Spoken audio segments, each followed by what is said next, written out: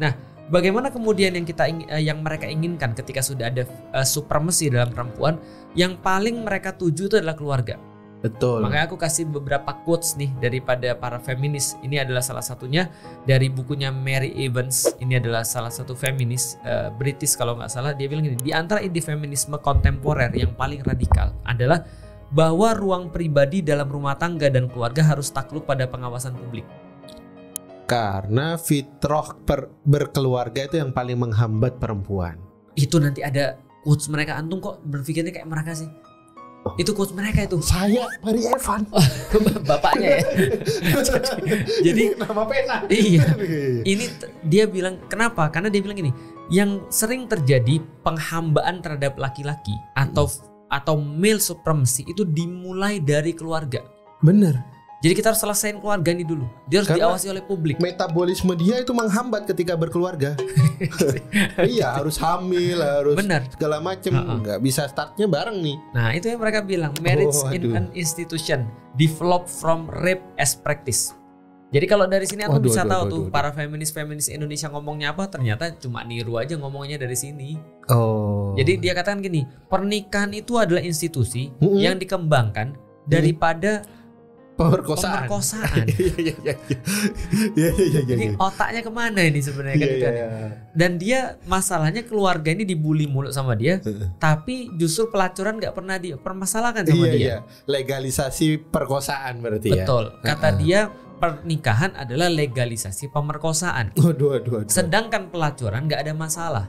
Kenapa? Karena kata dia pelacuran itu ada consent. Persetujuan. Kesadaran. Ini nggak ada persetujuan. Kata mereka dipaksa. Dipaksa.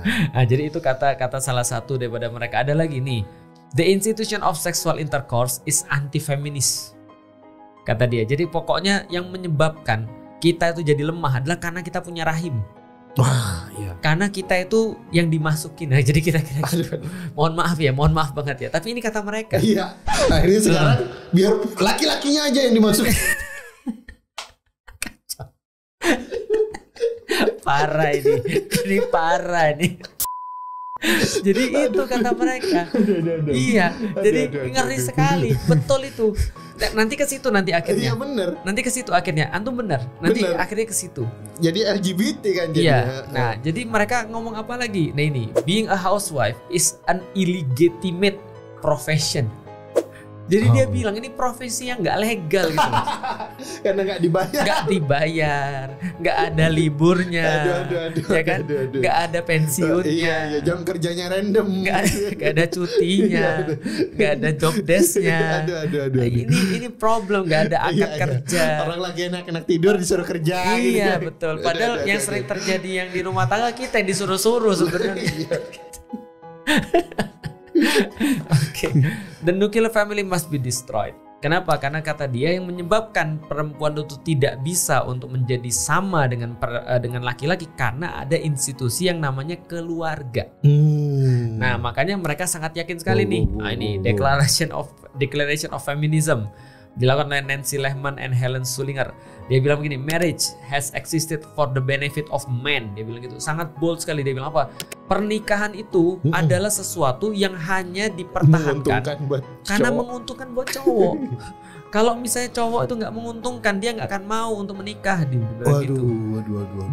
Dan has been legally sanctioned method control over woman, dan menjadi sebuah metode yang sangat disucikan untuk bisa mengontrol perempuan.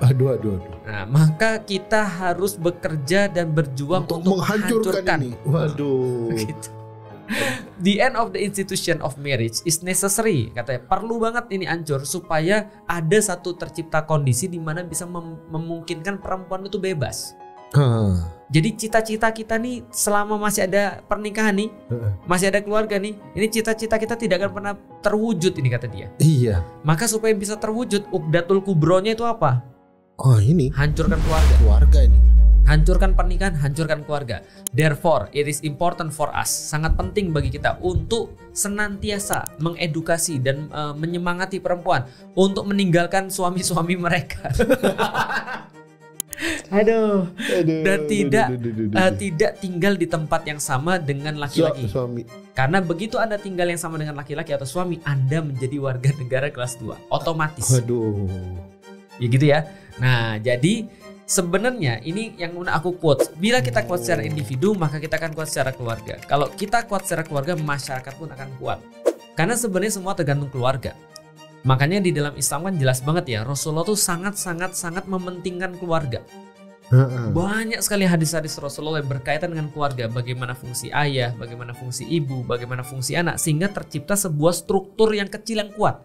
Jadi struktur kecil yang kuat ini, individu yang kuat bertakwa, keluarganya itu keluarga yang benar-benar menjadikan Allah sebagai tujuan, dan ketika keluarga-keluarga kayak gini udah terbentuk, itu masyarakatnya itu ngeri, terwujud generasi-generasi hebat kayak Imam Syafi'i dan generasinya, Salahuddin dan generasinya.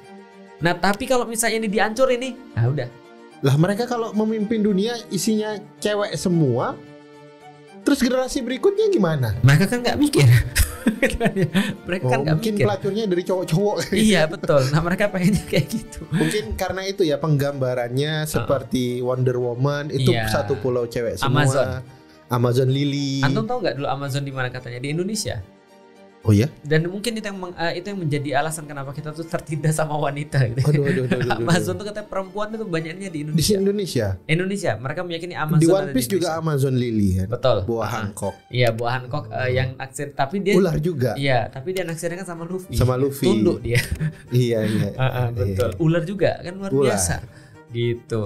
Yang nggak ngerti One Piece mohon maaf ya. Iya. Nah, jadi masyarakat akan kuat. Jadi mereka berusaha untuk menghilangkan fungsi ini.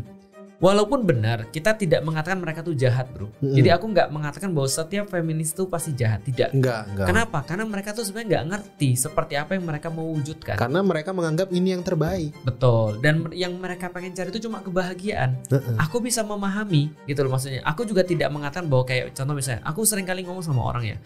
Karl Marx itu nggak jahat loh. Iya benar. Dia tuh buat komunisme tuh bukan jahat. Dia untuk jadi solusi. Untuk jadi solusi karena dia melihat kapitalis begitu jahat. Benar. Maka dia pikir gimana cara biar kapitalis ini bisa dihentikan gitu loh. Maka dia buat ide tentang das kapital itu untuk mengkritik kapitalisme. Baik sebenarnya. Betul. Tapi dia nggak ngerti mau ngapain. Benar. Kayak kita nih siapa yang ngeritik Karl Marx itu. Tapi nggak Karl Marx juga ngomongin antum kayaknya. Iya benar. Itu Felix baik sebenarnya. Dia pengen. Kalau dia hidup setelah aku dia pasti ngomongin aku. Nah artinya aku juga bilang bahwa feminis ini belum tentu jahat juga. Mereka cuma pengen kebahagiaan. Karena mereka pengen kebahagiaan dan mereka tahu persis bahwa agama yang mereka hadapi pada saat itu, yaitu adalah Kristen Katolik, itu menghalangi mereka dari kebahagiaan. Budaya yang ada pada saat itu yang memihak pada laki-laki menghalangi mereka daripada kebahagiaan. Norma-norma yang ada pada saat itu menghalangi mereka dari kebahagiaan. Makanya harus diterjang semua. Paham gak sih? Iya betul. Jadi kalau kamu terjang semua mau bahagia, hapusin di semuanya nih, habisin di semuanya ini. Nah maka kemudian itulah yang mereka cari kebahagiaan yang tidak pernah mereka temukan ternyata. Ini adalah cuplikan salah satu episode Tadabbur Blackpink. Untuk fullnya tidak akan kita upload dan tidak akan ada fasilitas digital downloadnya. Jadi saran kami, kalau ada kelas lagi, jangan sampai gak ikutan.